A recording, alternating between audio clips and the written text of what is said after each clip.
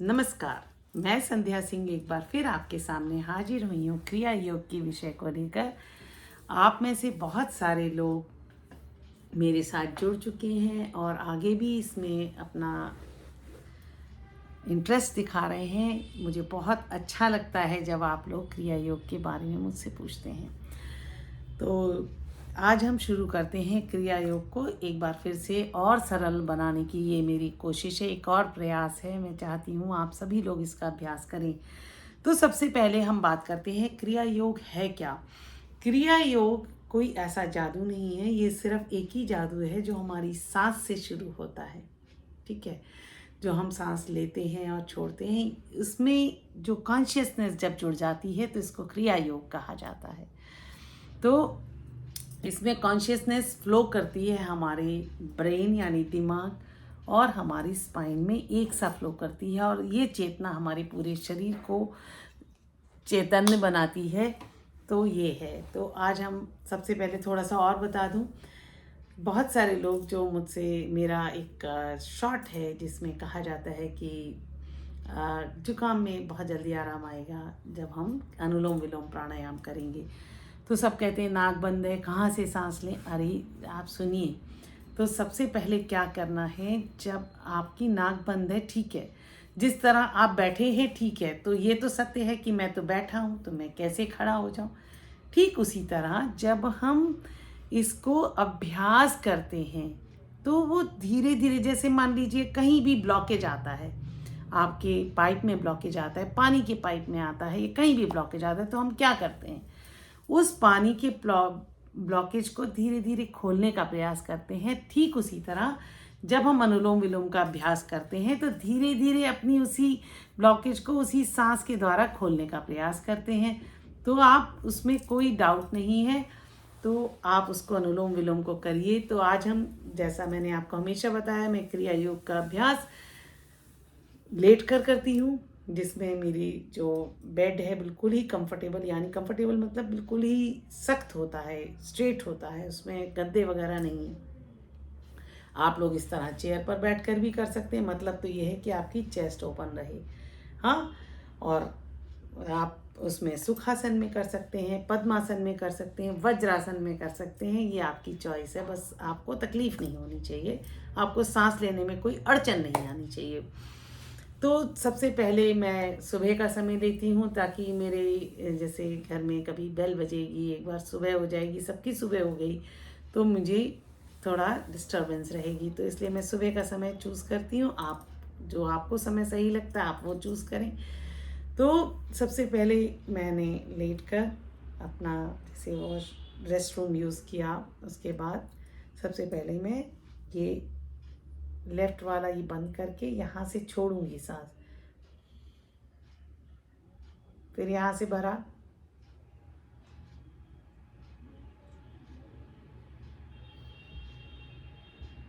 इससे छोड़ा, फिर यहाँ से भरा,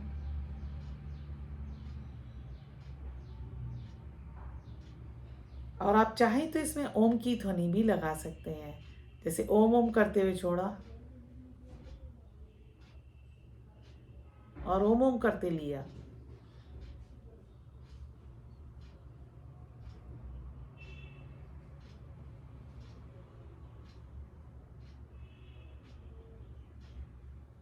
ठीक है, तो मैं इसके 5 से 10 मिनट करती हूँ, कभी 20 मिनट भी कर लेती हूँ, जैसा मैंने बताया।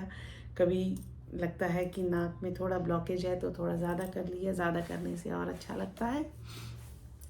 इसके बाद मैं अपने घुटने मोड़ भी लेती हूँ, कई बार दोनों घुटने मोड़ लेती हूँ, लेकिन पैर के ऊपर पैर नहीं रखते।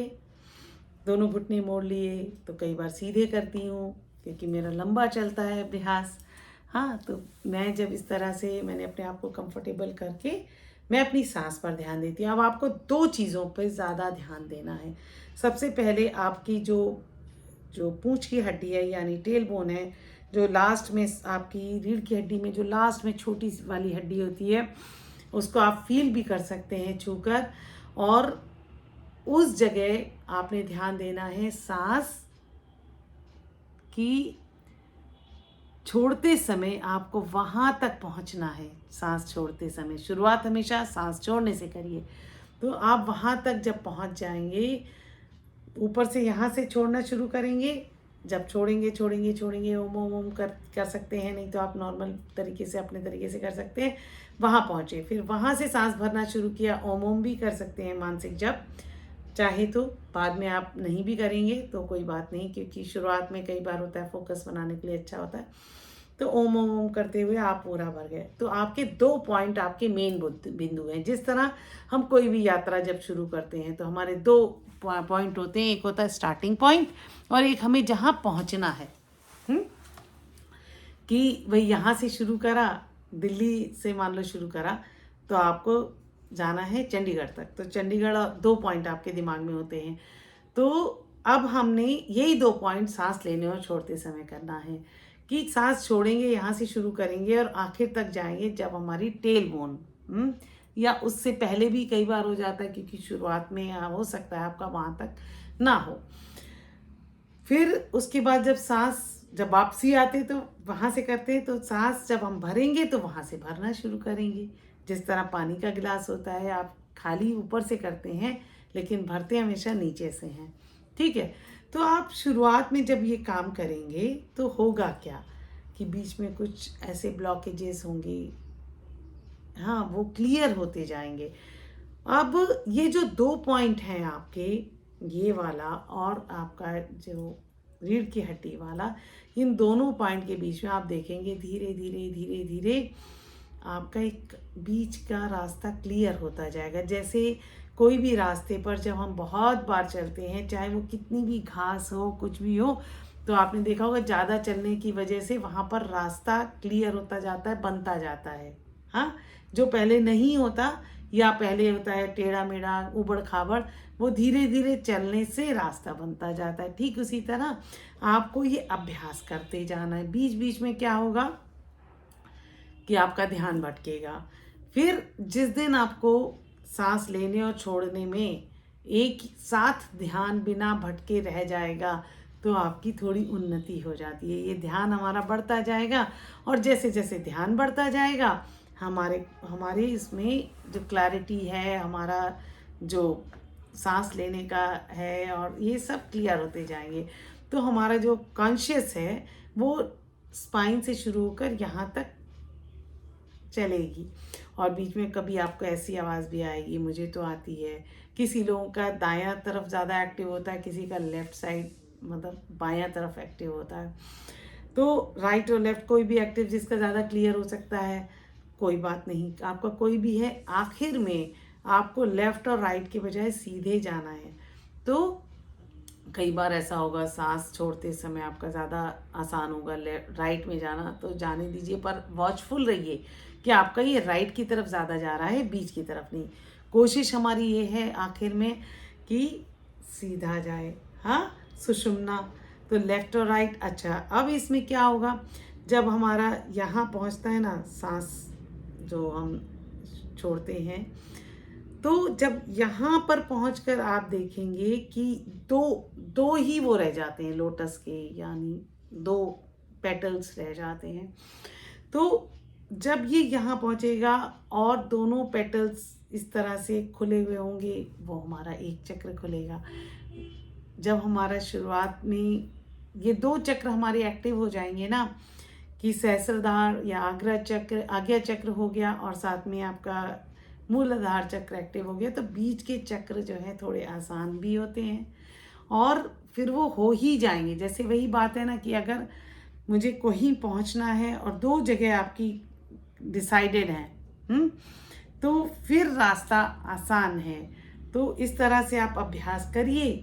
2 चीज़ों को याद रखिए कि आप अनुलोम विलोम से शुरू करिए अपना जो अभ्यास है, और खाली पेट होना बहुत ज़रूरी है। खाना खाकर ही मुश्किल हो जाएगा, नींद आ जाएगी, है ना। और शुरुआत में तो जो पहली बार करेंगे तो हो सकता है रिलैक्स हो जाएगा माइंड, तो नींद वैसे भी आ सकती है, कोई बात नहीं, शुरुआत में आने दीजिए नींद। लेकिन खाना खाकर अभ्यास करना नहीं चाहिए, लेटकर आराम से बैठकर जैसे मर्जी करिए। पानी भी आपने ऐसा ना पिया हुआ हो कि एकदम भरा हुआ हो। तो अब आपको जब ये आपने अभ्यास करा तो 2 चीज़ों का मैंने आपको फिर बता रही हूँ। आपकी रीढ़ की हड्डी का सबसे लास्ट वाला जो पोर्शन है और यहाँ या यहाँ, अपने आप ये यहाँ पहुँच जाता है।